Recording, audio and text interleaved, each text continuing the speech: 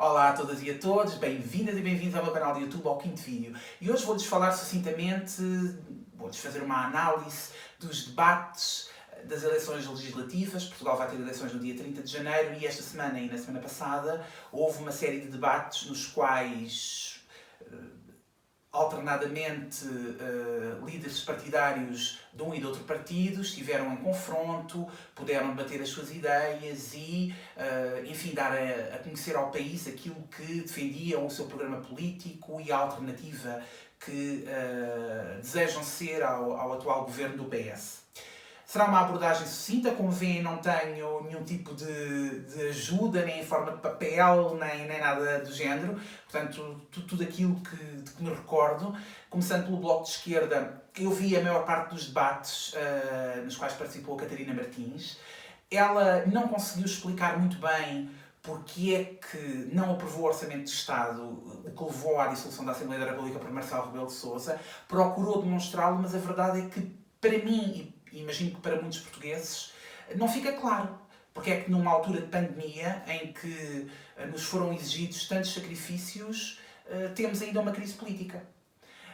E por isso, apesar de ela ter sempre aquele discurso muito coerente com as ideias do Bloco de Esquerda e muito ambicioso e de pretender que nós saibamos que o derrube do governo, ou seja, a não aprovação do Orçamento de Estado, o voto contra do Bloco de Esquerda se deveu à falta de ambição do orçamento apresentado pelo Partido Socialista. A verdade é que isso não fica claro e, pelo menos a mim, não me convenceu. Relativamente ao Partido Comunista Português, eu só fui um debate com Jerónimo de Sousa e se falamos em coerência, pois não há partido mais coerente e, portanto, o voto do PCP é um voto expectável. Como eu ouvi num debate, o Partido Comunista tem sido coerente ao longo da sua história, enfim, tem 100 anos de história e desde 1964, portanto, é um partido coerente. E uma vez que o PS não foi onde o PCP gostaria que tivesse sido, o voto está mais do que explicado. Relativamente ao PS, António Costa, que vem de uma governação, portanto, tendencialmente estaria desgastado. A verdade é que se conseguiu sair muito bem em todos os confrontos, muito bem preparado, sempre com o discurso de que, enfim, já teríamos uma redução no IRS, já teríamos uma série de medidas implementadas caso o Orçamento de Estado não tivesse sido chumbado. E, portanto, aquilo que António Costa diz é que se conseguir ganhar as eleições, formará um governo que era a maioria absoluta, pede-a, reivindica, mas se não conseguir, já deu a entender que à esquerda vai ser impossível. Porque uma vez que a esquerda derrubou o Orçamento de Estado, o orçamento que António Costa vai propor imediatamente a seguir a ser empossado pelo Presidente da República é o mesmo. E, portanto, uma vez que foi derrubado à esquerda uma vez, sê-lo-á uma segunda.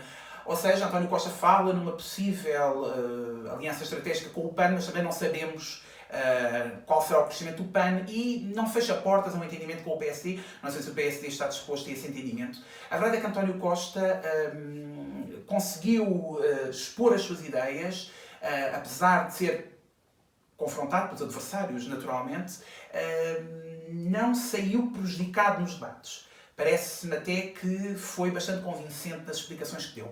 Relativamente ao PSD, eu gosto de Rui Rio, eu disse há relativamente pouco tempo que gostava do Rui Rio. Se pudesse escolher um dos líderes partidários do respeito à afinidade, àquela empatia, eu não o conheço evidentemente, escolheria Rui Rio. Parece-me uma pessoa honesta, íntegra. O meu cãozinho também veio assistir à análise política.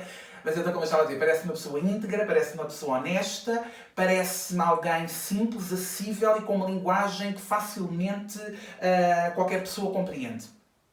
No entanto, no último debate conseguiu, de facto, mostrar as suas diferenças face ao programa de António Costa. algo que não conseguiu nos debates anteriores. Ou seja, apesar de situar muito ao centro, eu creio que no último debate Rui Rio conseguiu efetivamente mostrar as suas diferenças face a António Costa. No entanto, apresentou-me, a mim, pelo menos, uma agenda muito neoliberal, privatizações. Quando vi o debate do líder do PSD com o presidente da Iniciativa Liberal, fiquei, de certa forma, chocado, porque ambos propunham uma série de privatizações que me deu a sensação de estar numa feira. E, portanto, fiquei tremendamente chocado com essa defesa de que o Estado se deve ausentar de praticamente tudo. Não esperava uma agenda tão neoliberal por parte do Rui Rio. E, de facto, como António Costa apontou, e eu também senti isso, é um voto em Rui Rio, no meu entendimento, é um perigo. Porque não sabemos até que ponto o Serviço Nacional de Saúde vai continuar público, não sabemos até que ponto o sistema de pensões vai continuar público, ou seja, não sabemos muito bem o que esperar de um voto em Rui Rio. É uma verdadeira incógnita e o candidato do PSD foi sedimentando, por assim dizer, umas posições demasiado radicais quanto àquilo que deve ser do Estado e àquilo que deve ser privado.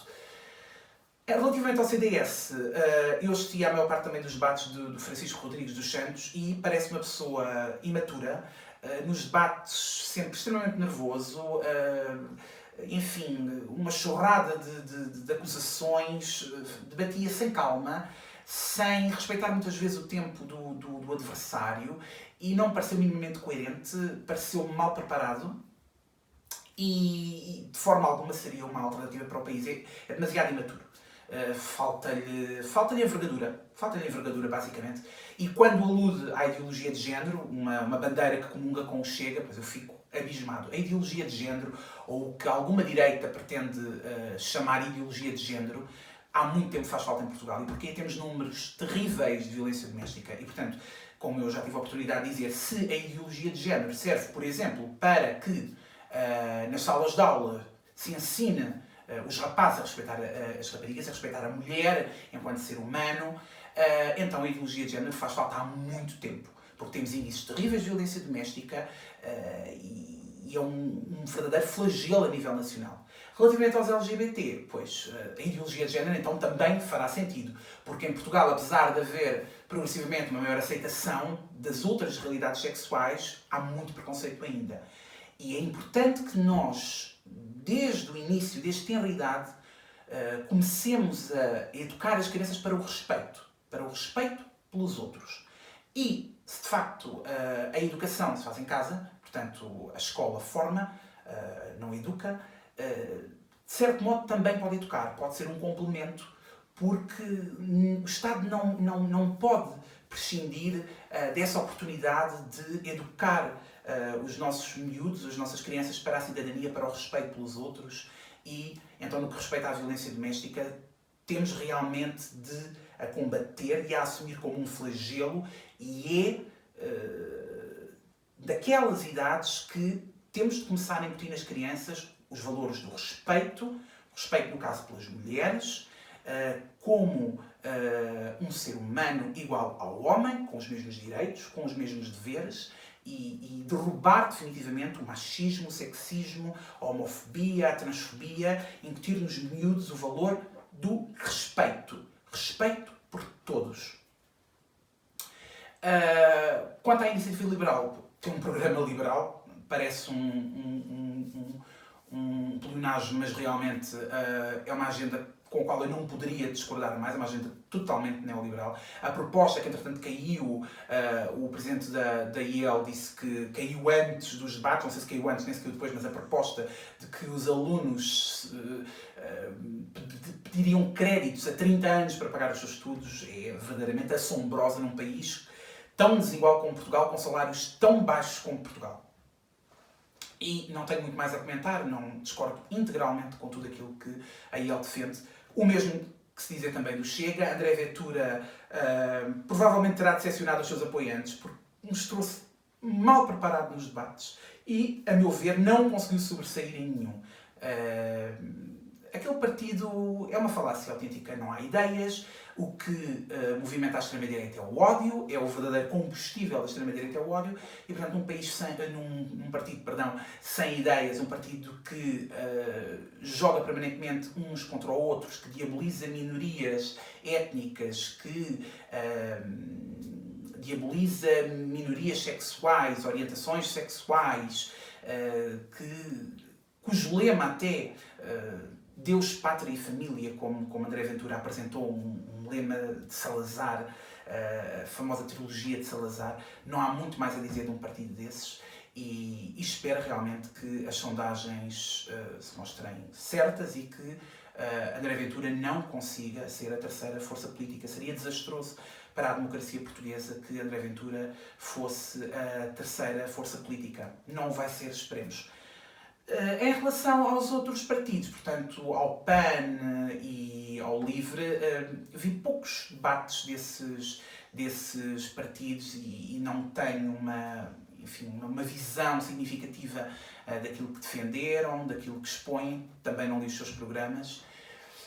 Foi esta a minha análise, espero que tenham gostado, espero que tenha ajudado a quem não pôde ver os debates a vê-los, se ainda os quiser ver, ou pelo menos a tomar alguma decisão no que diz respeito ao voto, ou, se tanto, apenas para que saibam aquilo que cada candidato defende, em traços muito gerais, para ter uma abordagem simples. Eu não quero que os meus vídeos aqui no canal, pelo menos para já, sejam muito longos, e daí que tente fazer estas análises mais concisas.